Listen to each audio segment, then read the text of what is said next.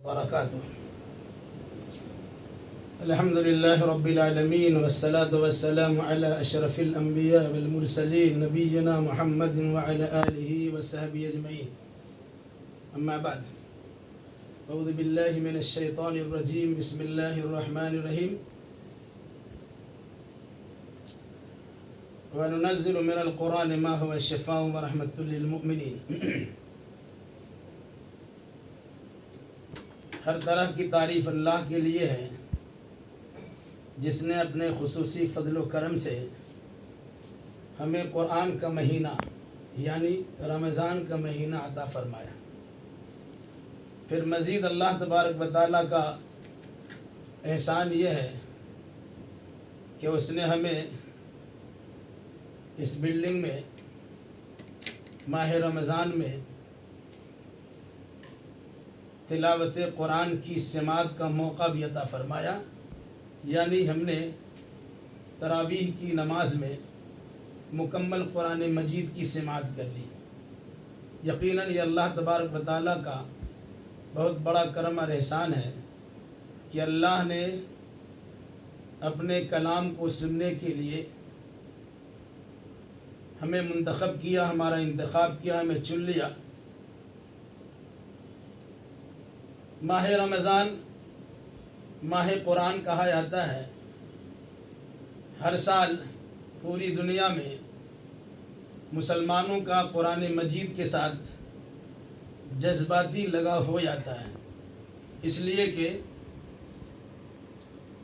قرآن مجید کی ہی وجہ سے رمضان کی فضیلت ہے. یہ بات یاد رکھیے گا، پورے قرآن میں سال کے 12 مہینوں میں سے صرف ایک مہینہ یعنی رمضان المبارک کے مہینے کا نام کے ساتھ تذکرہ کیا گیا ہے.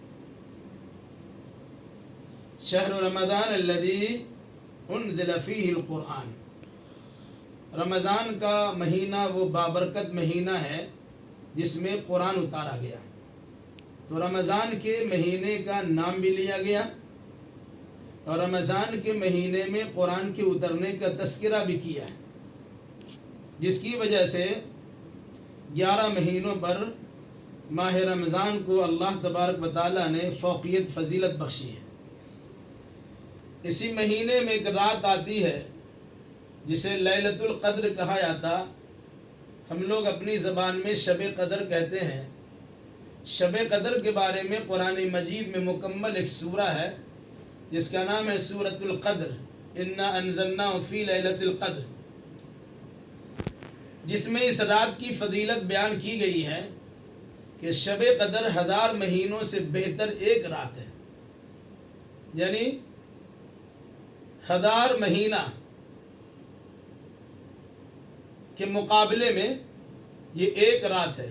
جو انسان 1000 مہینہ عبادت و بندگی کرے گا اور اگر کسی انسان کو شب قدر میں عبادت کا موقع مل جائے اور اللہ تبارک و تعالیٰ اسے قبول فرما لے تو گویا ایک رات میں عبادت کر کے 1000 مہینے کی عبادتوں سے بہتر عبادت کر سکتا ہے. وہ صرف یہ فضیلت اس لیے ہے کہ شب قدر میں اللہ تبارک و تعالیٰ نے قرآن مجید کو اتارا ہے. اسی طریقے سے یہ بات بھی آپ یاد رکھیے، دنیا میں ہزاروں انبیاء کرام علیہم السلام تشریف لائے. آدم علیہ السلام سے وہ سلسلہ شروع ہوا اور محمد الرسول اللہ صلی اللہ علیہ وسلم کو اللہ تبارک و تعالیٰ نے خاتم النبیین بنا کر بھیجا. وَلَكِنْ رَسُولَ اللَّهِ وَخَاتَمَ النَّبِيِّينَ. اللہ نے فرمایا کہ محمد صلی اللہ علیہ وسلم اللہ کے رسول ہے اور خاتم النبیین، آپ کے بعد کوئی نیا نبی نہیں آئے گا. وہ صرف اس وجہ سے کہ ان کو اللہ تبارک و تعالیٰ نے اپنی آخری کتاب یعنی قرآن مقدس عطا فرمایا. یہ بات آپ بھی جانتے ہیں کہ جن چیزوں کا رشتہ قرآن مجید سے جڑ جاتا ہے انسان کی نگاہ میں بھی اس کا احترام بڑھ جاتا ہے. جیسے جس جزدان کو جسے غلاف قرآن کہنا چاہیے، آپ اسے کپڑے کا بناتی ہیں ریشمی کپڑے کا ہو یا کسی اور کپڑے کا، لیکن مسلمانوں کے یہاں بہت دنوں تک قرآن کے نہ پڑھنے کے نتیجے میں الماری کے سب سے اونچے حصے پہ قرآن رکھا ہوا ہوتا ہے، اس غلاف کے ساتھ میں جس پر گرد و غبار اٹا ہوا ہوتا ہے۔ ایک انسان نہا دھو کر بہترین کپڑا پہنتا ہے، خوشبوؤں سے اپنے جسم کو بساتا ہے، قرآن اتارنے کی باری آتی ہے تو اسی قرآن کو اتارتا ہے جس پہ غلاف چڑھا ہوا اور غلاف پر گرد و غبار اٹا ہوا ہے، لیکن اب اسے اتارنے کے بعد غلاف قرآن کو یوں ہی پھینکتی نہیں ہے بلکہ ادب و احترام کے ساتھ کسی جگہ رکھتی ہے، صرف اس لیے کہ اس غلاف قرآن کا قرآن سے رشتہ جڑا ہوا ہے۔ اسی طریقے سے رحل کا بھی استعمال کرتی ہے، چاہے لکڑی کا ہو چاہے پلاسٹک کا ہو، اس کے ذریعے سے بہت سارا سامان بنتا ہے، لیکن آپ قرآن مجید کو جس لکڑی پر رحل پر رکھتی ہیں، جہاں قرآن رہتا ہے وہیں اس رحل کو بھی رکھتے ہیں، صرف اس لیے کہ اس رحل کا جس جو لکڑی سے یا پلاسٹک سے بنا ہوا ہے قرآن سے اس کا رشتہ جڑا ہوا ہے۔ اسی طریقے سے کاغذ جس پر قرآن لکھا ہوا ہوتا ہے، اگر اس میں عربی کی عبارت لکھی ہوئی ہو اور کسی کنارے پہ پڑا ہوا ہو تو ایک انسان عام آدمی بھی بلکہ بسا اوقات شراب پی کے بدمست رہتا ہے، لیکن اس کی نگاہ پہنچتی ہے کہ کسی کاغذ پہ عربی لکھی ہوئی ہے، وہ سمجھتا ہے کہ اللہ کا قرآن لکھا ہوگا، وہ اپنے اپنے عقیدہ و نظریے کے مطابق اسے آنکھوں سے سٹاتا ہے اور اسے چومتا چاٹتا ہے اور اسے کسی اونچی جگہ پہ رکھ دیتا ہے، صرف اس لیے کہ اس کاغذ کا رشتہ قرآن مجید سے جڑا ہوا ہوتا ہے۔ یہی وجہ ہے کہ جسے آپ امام بناتی ہیں وہ آپ کی امام یا آپ کا امام آپ سے آگے ہوتا ہے، کیونکہ اس کے پاس قرآن کا علم زیادہ ہوتا ہے۔ یا القوم اقرہم، امامت وہی کرائے گا جن کو زیادہ قرآن یاد ہوگا، جو قرآن زیادہ پڑھنے والا ہوگا۔ تو یہ سب در حقیقت قرآن سے رشتہ جڑنے کے نتیجے میں ہے۔ اس لیے اگر ہمارا رشتہ قرآن مجید سے جڑ جاتا ہے تو یقیناً ہم اللہ کی نگاہ میں بڑے بن سکتے ہیں، لوگوں کی نگاہ میں قابل احترام بن سکتے ہیں۔ اس لیے جس طرح رمضان کو فضیلت حاصل ہے، شب قدر کو فضیلت حاصل ہے، محمد الرسول اللہ صلی اللہ علیہ وسلم کو ختم رسالت کی فضیلت حاصل ہے، اسی انداز سے اگر ہم قرآن مجید سے رشتہ جوڑ لیتے ہیں تو انشاءاللہ الرحمن اللہ تبارک و تعالیٰ کی نگاہ میں ہمارا درجہ بڑھ جائے گا۔ اللہ کے نبی صلی اللہ علیہ وسلم کا فرمان یاد رکھیے، ان اللہ یرفع بهذا الکتاب اقواما ویضع به آخرین، اللہ اس کتاب کے ذریعے سے کچھ لوگوں کو بلند و بالا کر دیتا ہے اور اس کتاب کے ذریعے سے کچھ لوگوں کو ذلت و خواری کے پستی میں گرا دیتا ہے۔ اب ہمارا معاملہ ہے، چاہے تو قرآن کو پڑھ کر، قرآن کو پکڑ کر، قرآن کو سمجھ کر، قرآن پر ایمان لا کر، قرآنی تعلیمات کو عام کر کے ہم اپنے آپ کو عزت دار بنا سکتے ہیں، اور چاہے تو قرآن کو بالائے طاق رکھ کے اس کی تعلیمات سے کوسوں دور ہو کر کے اپنے آپ کو ذلت و خواری کے گڈھا میں گرا سکتے ہیں۔ وہ زمانے میں معزز تھے مسلمان ہو کر اور ہم خوار ہوئے تارک قرآن ہو کر۔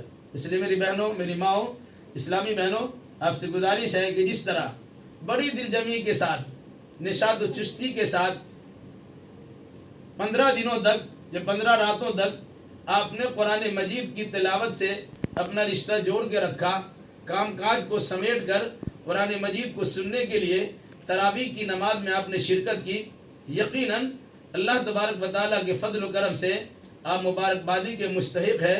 اللہ تبارک و تعالیٰ آپ کے اس شرکت کو قبول فرما لے، اور آئندہ کے لیے یاد رکھیے گا کہ قرآن صرف 14-15 رمضان کے لیے نہیں ہے، بلکہ پورے رمضان کے لیے، بلکہ پورے سال کے لیے، بلکہ پوری زندگی کے لیے، بلکہ قیامت تک کے لیے۔ اس لیے ہمیں قرآن مجید سے خصوصی رشتہ جوڑ کے رکھنا چاہیے۔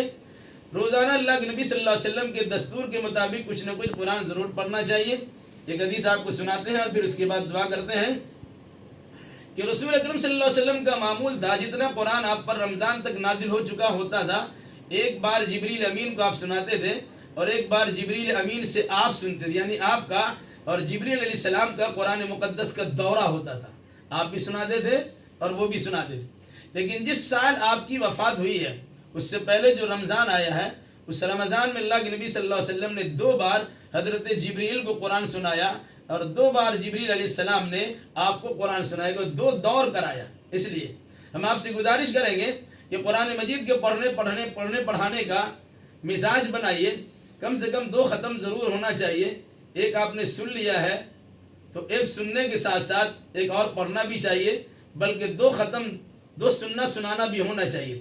نہیں تو کم از کم اپنے گھر میں اوقات کو فارغ کیجئے اور قرآن ختم کیجئے، یعنی قرآن بسم اللہ سے شروع کیجئے اور والناس تک پہنچیے۔ عام طور سے ہمارا مزاج و رواج یہ ہوتا ہے کہ روزانہ کچھ معمول کے مطابق صورت متعین کر لیتے ہیں اور اسی کو پڑھ لیتے ہیں۔ پورا قرآن سال بھر کھلتا نہیں اور پورا قرآن سال بھر پڑھ بھی نہیں پاتے ہیں۔ اس لیے میری گزارش یہ ہے، جن صورتوں کی فضیلت حدیث و قرآن سے ثابت ہو ان صورتوں کو تو معمول کے مطابق پڑھیے، اور نہ دستور کے مطابق روزانہ کچھ نہ کچھ قرآن پڑھیے، تاکہ کم از کم مہینے میں 1 ختم قرآن ہو جائے اور سال میں 12 ختم ہو جائے۔ اسی وجہ سے اس میں قرآن مجید میں 30 پارے رکھے گئے کہ ہر مہینہ ایک ایک پارہ پڑھ کر ہر مہینہ پورا 1 مرتبہ قرآن ختم کر لے۔ اللہ تبارک و تعالیٰ سے دعا کیجئے، اللہ اس کی توفیق بھی دے کہ اللہ قرآن پڑھنے پڑھانے، سمجھنے سمجھانے اور اس کے مطابق عمل کرنے کرانے اور اس کی دعوت کو عام کرنے کی توفیق مرحمت فرمائے۔